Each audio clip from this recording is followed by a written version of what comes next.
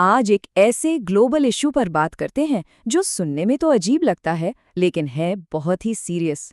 ये है ग्रीनलैंड के लिए छिड़ी एक नई लड़ाई। तो सवाल ये उठता है कि आखिर एक बर्फीले द्वीप को लेकर अमेरिका और यूरोप आमने सामने क्यों आ गए हैं।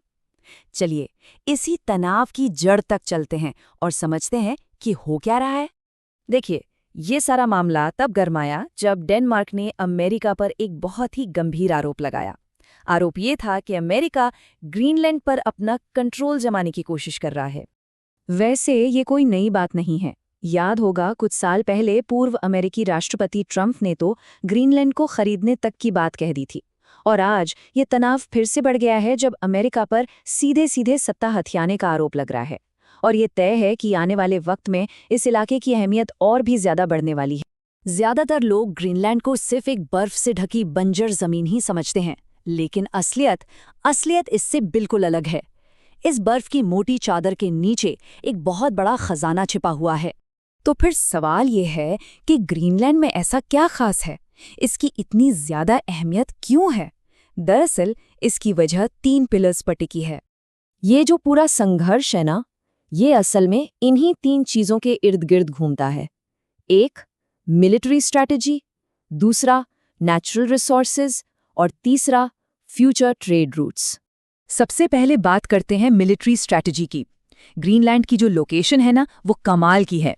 यहाँ से पूरे आर्कटिक पर नजर रखी जा सकती है और डिफेंस के लिहाज से ये एक बेहद जरूरी जगह है।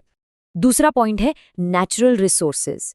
इस बर्फ के नीचे मिनरल्स और एनर्जी का इतना बड़ा भंडार है जिसका आज तक इस्तेमाल ही नहीं हुआ। मतलब इकोनॉमी के लिहाज से ये एक सोने की खान जैसा है। और आखिर में भविष्य के समुद्री रास्ते। देखिए, क्लाइमेट चेंज की वजह से आर्कटिक की बर्फ पिघल रही है। इससे हो ये रहा है कि जहाज़ों के लिए नए और कहीं ज़्यादा तेज़ रास्ते खुल रहे हैं, जो इसे एक बहुत ही अहम वाटरवे बना रहा है। तो अब जरा देखते हैं कि इस नई शतरंज की बिसात पर कौन कौन से खिलाड़ी हैं और उनकी अगली चालें क्या हो सकती हैं। अब देखिए, इस बिसात पर 2 खेमे साफ नजर आ रहे हैं। एक तरफ है अमेरिका, जिस पर यह इल्जाम लग रहा है कि वो ग्रीनलैंड पर कब्जा करना चाहता है, और दूसरी तरफ है डेनमार्क और पूरा यूरोप। और बात सिर्फ बातों तक नहीं है।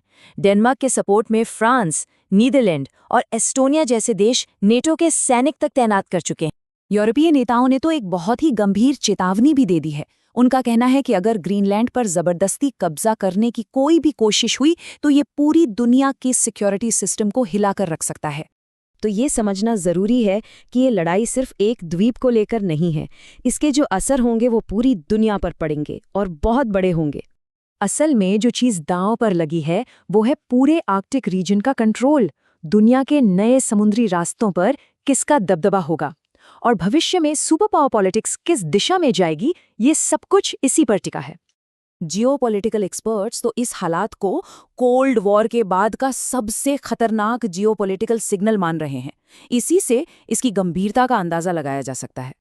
तो अब सबसे बड़ा सवाल यही है कि जिस तरह के हालात बन रहे हैं, क्या आर्कटिक दुनिया का अगला बड़ा युद्ध क्षेत्र बनने जा रहा है? इस सवाल का जवाब ही शायद दुनिया का भविष्य तय करेगा।